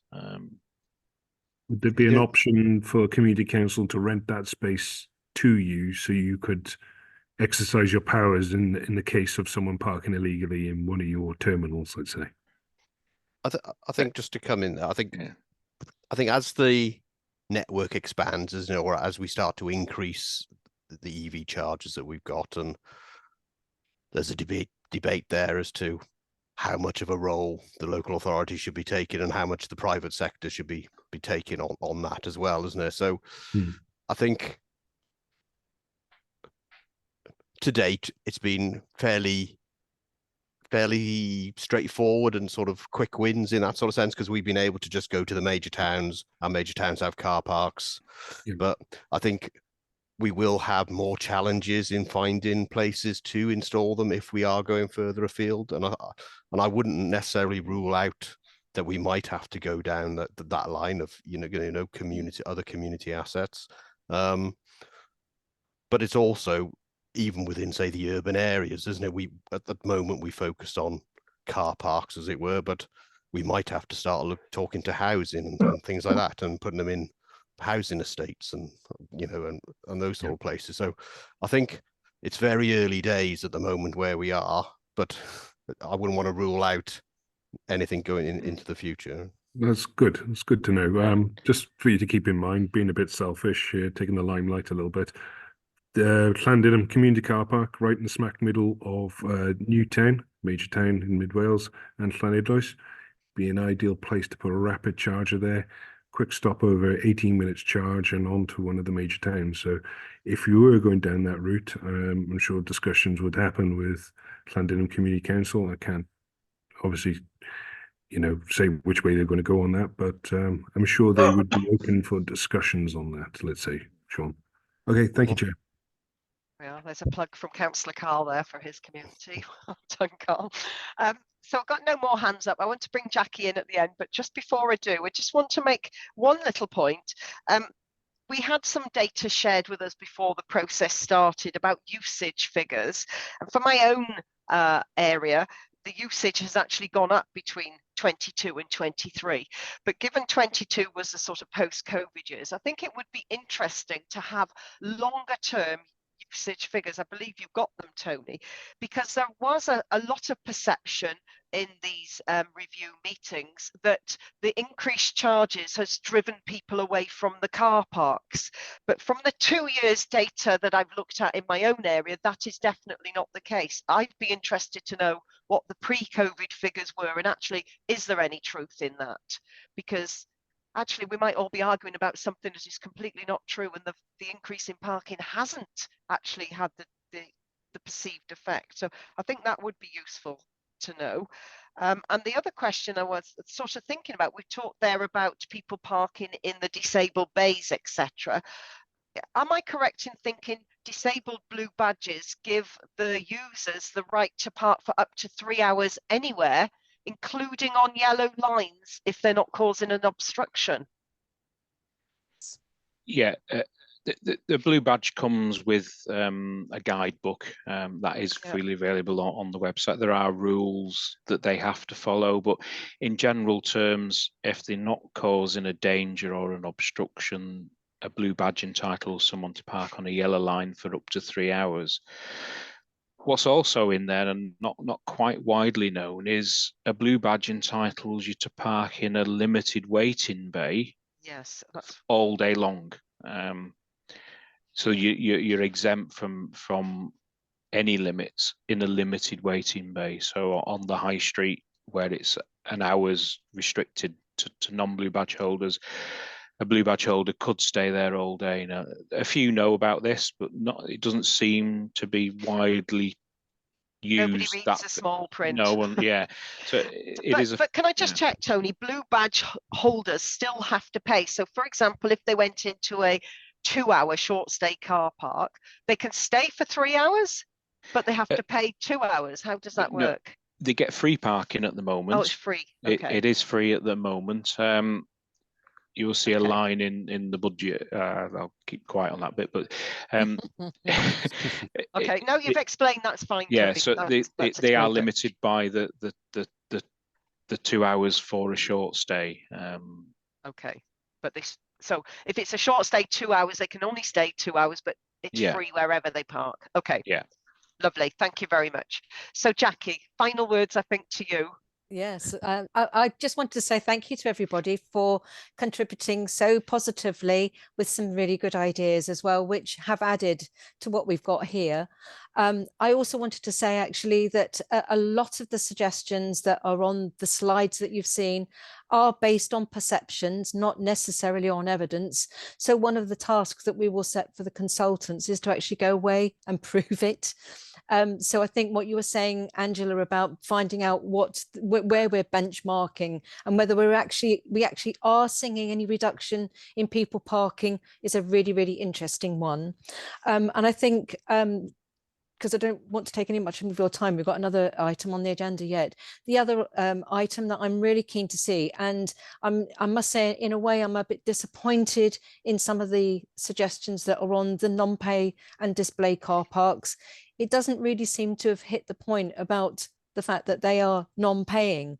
And I think Chloe highlighted a point which I'm really keen to find out about. You know, if we make these car parks pay and display, does that mean that we can reduce the car parking fees on all of our car parks? Because at the moment that income is proving to be very, very useful. It's providing us with money that we can use to improve and support our existing pay car parks. And I'm very keen to make sure that we're not using that money to support the non-pay car parks, where we think that many of those car parks are taken up by residents and not people coming into the towns and villages to visit and spend their money. So we need to sort of look at some of those perceptions as well, and just get the consultants to dive down into that kind of information, which is something we couldn't have done if you just used our officers to do this review. So I do think it's important that we see this review as being independent, as well as being informative and evidence-based. So I think that's all I wanted to say, but thank you very much to everybody for your contributions today. Thank you, Councillor Jackie. So thank you very much, Matt, Tony and Sean, for all the information provided there. I think this, as already stated, we would very much welcome sight of that report when it's put forward. And thank you very much.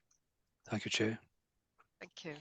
Okay, so the final item on our agenda, item 7, is the climate report.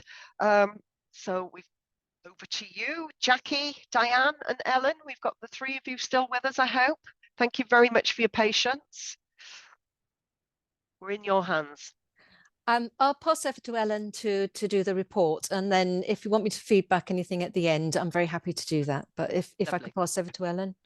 Thank you. That's great, thank you. Is it okay if I share my screen, Chair? Please do, Ellen. Thank you. Okay. I'll just bring it up now.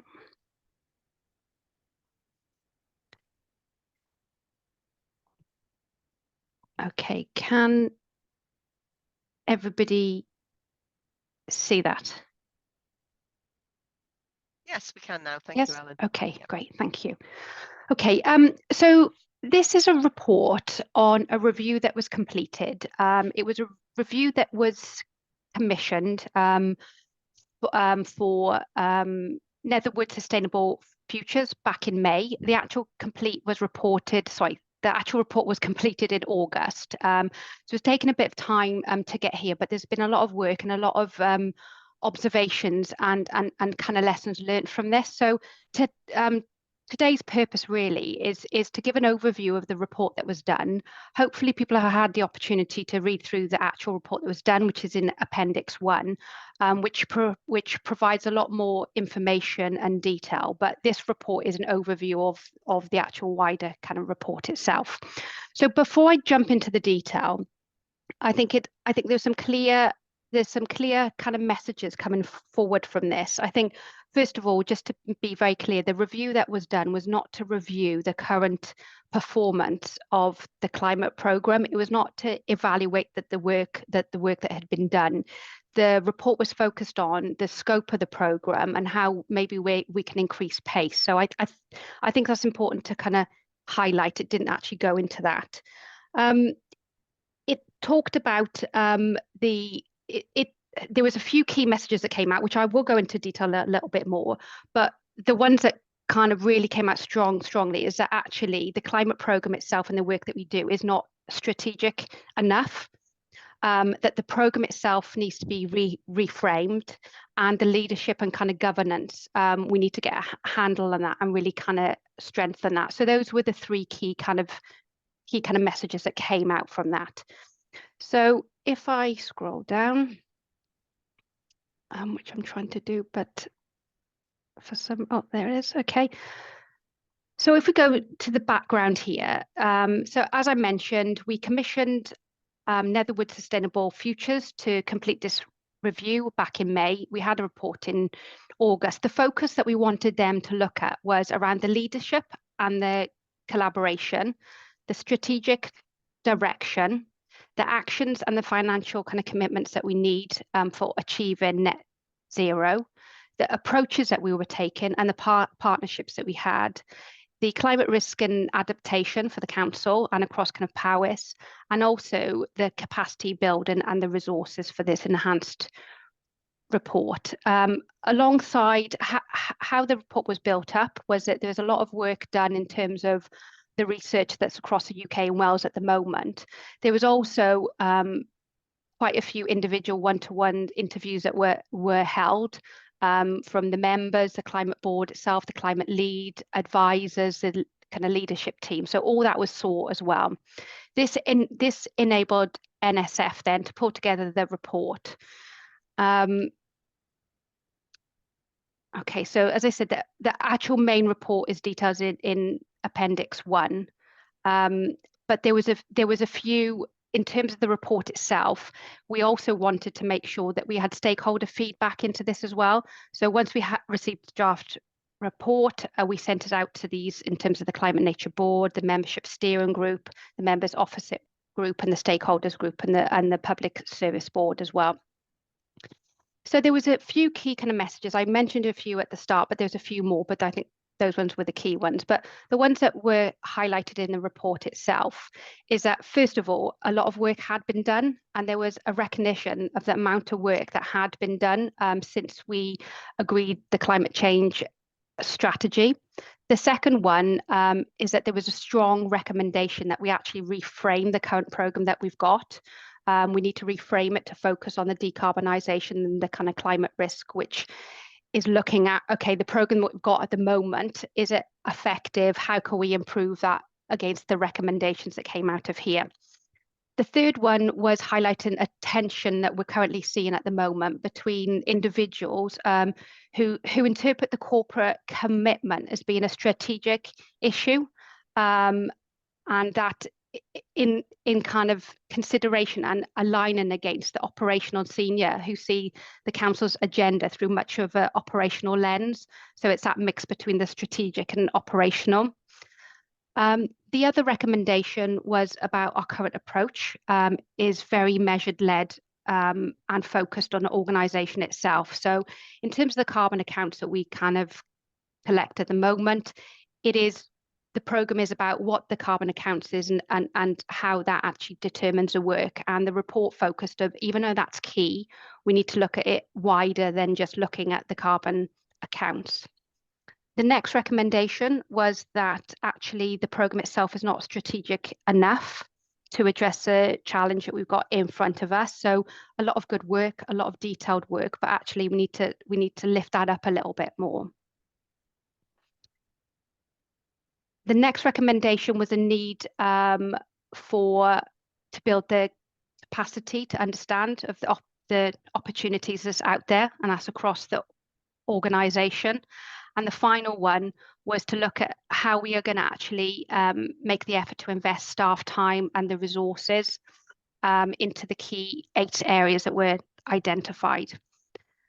Through the report, and again, hopefully had the opportunity to read through, the leadership role was key. I think through every kind of recommendation, it touched on the need for strong kind of leadership and kind of governance around this to help us shape the programme and the work that we need to do. Okay. The report itself actually, even though those are the key kind of recommendations, it actually said, okay, well, there's 8 priority areas that the council should focus on. The first one was sustainable powers. The second one was place-based planning. Third one, the council emissions. Fourth one was the climate risk and adaptation. Fifth one was asset management. Sixth one was a powers-wide and cross-border collaboration. Seventh, the leadership on climate change. And 8th, the resource and the climate transition. So I think further down in the report, I think I mentioned that all of these, it's not that we should just be picking one of these. The report was clear that we actually need to be focusing on all of these.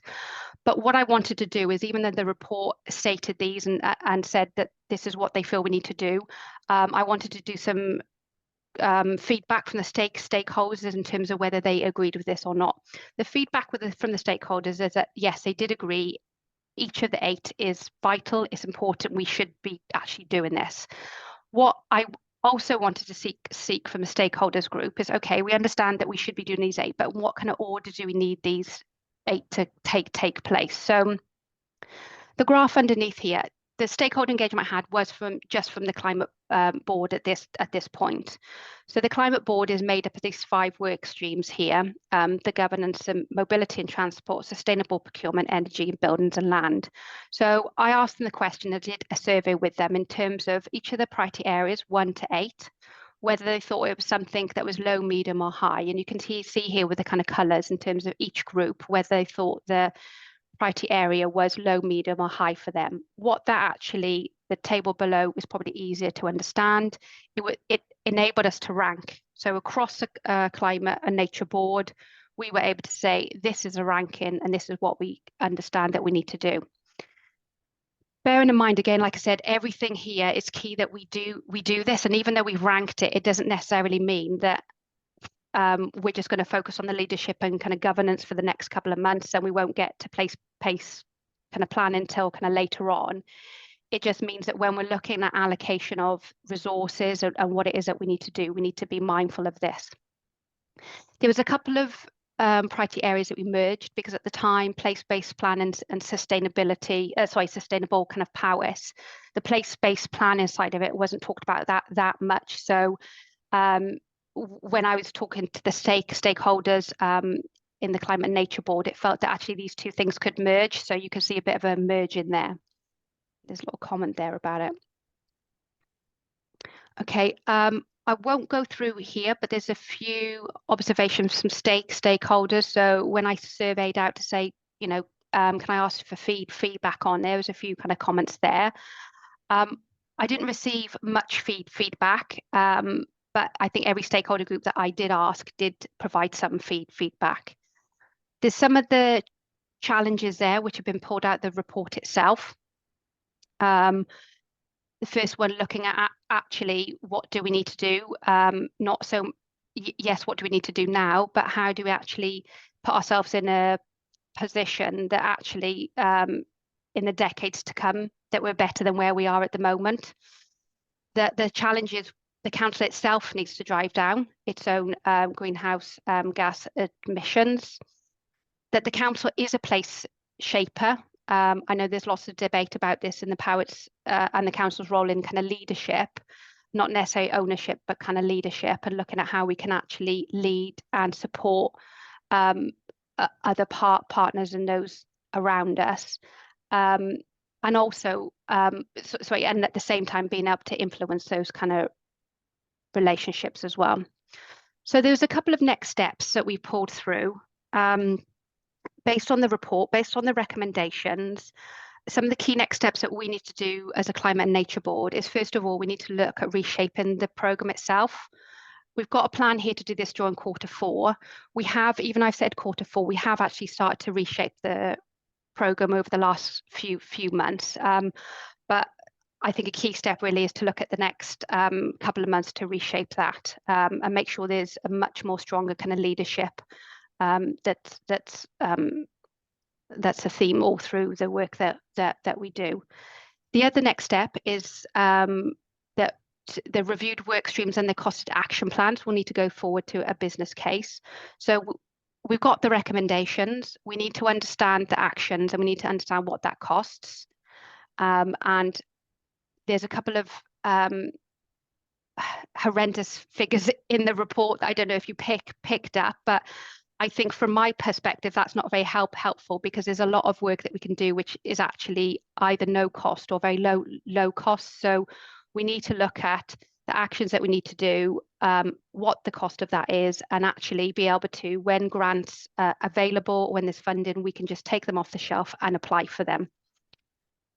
We need to enhance the climate action by strengthening the engagement from all our steering groups, which again was a key kind of recommendation. And I think the place-based planning model is going to be key to this. We need to review the governance and climate and nature programme in terms of all the groups that feed into it. The last count that when we did a bit of a stock take, we had 52 groups that potentially feed into this. It's really difficult to work with 52 groups. We've got minimal resource at the moment. The officers and the members need to be at the groups that they need to be at. And we need to really understand what groups we do need to be at and which groups maybe we just need to update or feed into. And then the final recommendation was, although the council's carbon accounts didn't feed into this report specifically, we do need to look at our carbon emissions and see how this feeds and how this shapes the actions kind of going forward. In terms of the resource in terms of this report itself, there's no resource. I'm not coming today to say this report comes with identifying that we need to invest X, Y, and Z, because it is just a report, an oversight report on the actual report that was done. But what I just said here is that, however, the next steps of this work we do need to complete a business case.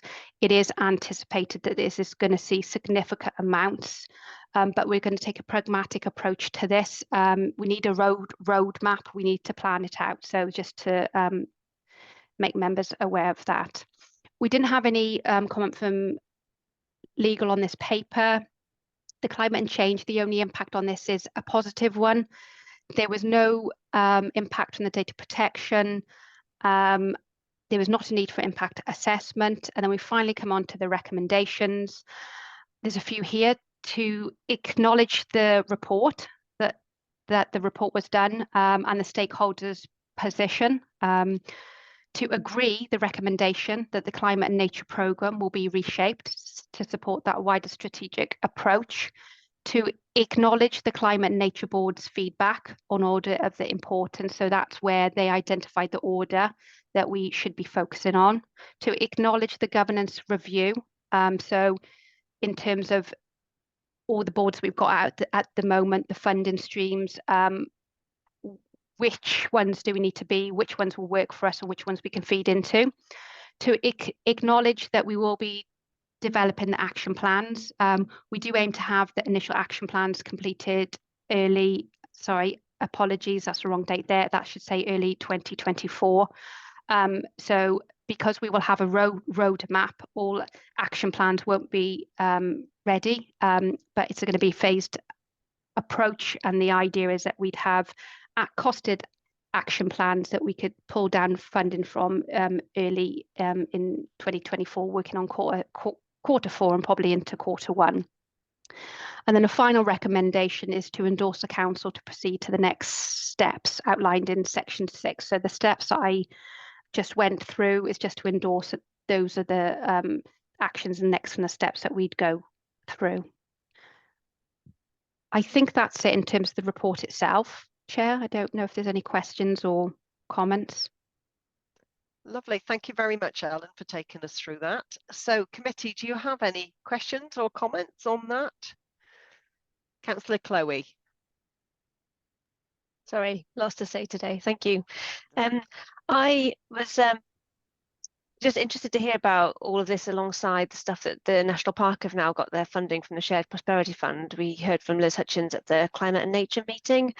And I guess I just wanted to see that we're not doing the same work twice, and that they're working together. Presumably this, and I'm sorry, I'll hold my hands up, I didn't read the report, but this is for the Powys County Council and the work that the National Park is doing for Powys local authority area as a whole.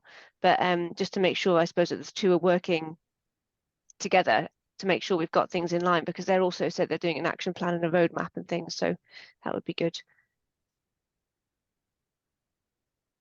Who would like to? Oh, sorry, Ellen. Speaking. No. I was going to say, yeah, we have got alignment there, and I think that's one of the things that was identified in the report, is that, you know, we closely work with Liz in terms of the PSB. We're looking at, you know, we were looking at joint comms. There's a lot of joint working that's happening at the moment, but it is recognised that we need to improve that, especially when we're maybe changing more of the emphasis from specific kind of services and what we do internally to much more territorial in terms of out there in our kind of communities. We're not going to be able to do that on our own. So we have identified that as an area that we do need to kind of strengthen, but the connections are there and the groups are there. We just need to build on them. Oh, great. So just as a sort of follow-up, if that's okay, there's the timeline that you're sort of talking about is by the end of March, I guess we'll have some clear idea about what's happening next. And is that when we're going to get the actions and things through as well? Yes, apologies. I did work on something last night, and I know this had gone to Cabinet CLT earlier in the week, and there was an ask to put together an action plan around this. I'm working on that at the moment. So yes, in terms of the recommendations, the report itself has got a lot of the recommendations in terms of what it is that we should be really looking at. And I need to look at that and work with that with the climate and kind of nature board. And the idea then is to look, okay, the actions that we will come back with will be high level, but they will be actions in terms of this is a priority area, say priority 6 or 7, or on the kind of leadership, and the actions are A, B, C, and D, and this is the milestones and the program plan, and we'll produce that program roadmap as well at that time. Great, thank you. Okay, thank you. Councillor Carl. Thank you, Chair. I don't know if Councillor Jackie wanted to go before me. Did you want to come in there, Jackie? I was just going to say to Councillor Chloe that yes, we worked very closely with Liz when we were doing the Netherwood report. So when Ian Netherwood came in and did his report, he had one of his interviews was with the National Park and was specifically with Liz. So we are well aligned on those two things. But if you want some more information, I'm sure Diane will be able to service you with that as well. Okay, back to you, Carl. Thank you, Chair. Whilst I appreciate we have to have a roadmap when it comes to items such as the one before us today, I do have concern we're going down the route the authority took many years before I was on the council, where we go out to consultants and ask for reports. As the question was asked on the last report, how much did this report cost to produce? I've read the report, and it is a bit of a regurgitation of what I've already read over the years. So I'd be keen to know the cost implications, please.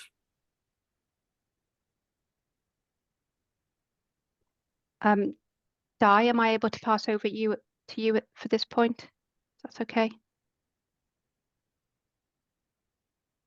was a while ago now, Councillor Carl. So let me see if I can find the figure while we have more questions. Can I come back to you on that one? Yeah, no, I understand we have to have a roadmap of where we're going. It's only right and proper, but a lot of it there is stuff I've already seen, and if it needed to be put together, I don't know what the cost is, but I would imagine it would be, I know we've got a resource problem within the council with officer time, etc., but I would prefer officers to put these reports together rather than going out to consultation or using consultants. As we've seen in the past, it doesn't do us any favours. Okay, thank you. Councillor Jackie, you've got your hand up.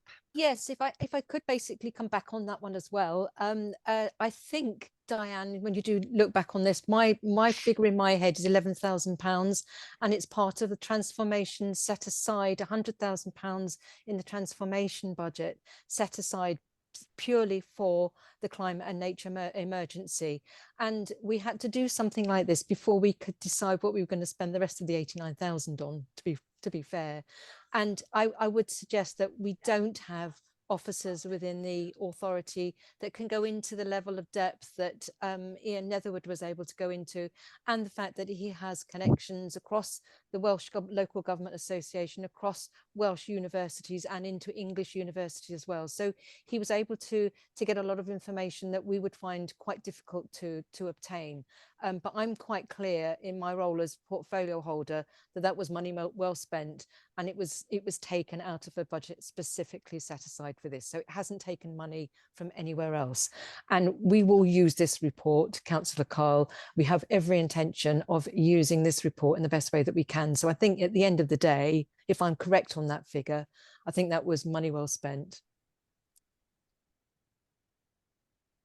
I think you're on mute now, Councillor Carl. Sorry, Councillor Jackie. It seems a bit of a regurgitation over information we've seen over the years, over the last term and this term. Yeah, okay. I understand we've got to have a roadmap. Totally agree. And if you think that there's money best but well spent, then I'm happy to go along with that. And yeah, I just pointing it out there. We've been down the road with consultants before. Okay, thanks. Okay, so it seems we have no further questions from members here.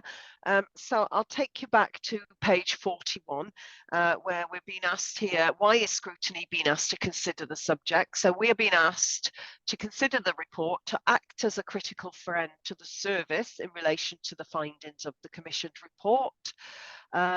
And then we're being asked to provide feedback on whether the report covers all the elements asked for by the climate and nature emergency and addresses the need to progress the agenda for reaching net zero by 2030. So at the end of the report on page 50, there are 5 recommendations to Cabinet. It's not for us to agree or not those, but do you feel the report and the presentation that you've had today from Ellen helps support that? Councillor Carl. I do, Chair, in some way. We need to start somewhere. It's a very complex item to grapple. You know, there's going to be many twists and turns in the road as we come up to 2030. And yeah, I'm satisfied with the report, the recommendations going to Cabinet. Yeah, that's my point of view. Thanks. Okay, thanks you, Councillor Carl. So it looks like, Ellen, you've done an extremely good job in sort of summarising really what is quite an in-depth report, isn't it, from Ian Netherwood? But you've put it there and set it out nicely for us. Thank you. So, Councillor Corinna. Yes, I felt the recommendations were good, and I would like to ask you, do you feel that the place planning is the main mechanism by which we have complex discussions with our communities? Yes, I think the place-based kind of planning, it is all about co-producing those plans, those decarbonisation and climate kind of resilience plans, and having those co-produced plans out there with our residents is key. The report, it did focus on sustainable powers and place-based kind of planning. I actually think that's, from my perspective, one of the most important things that came out from that, which is good because we're heading that way. So it really kind of supports the way that we're trying to go. So, and I also think our reach will be so much further.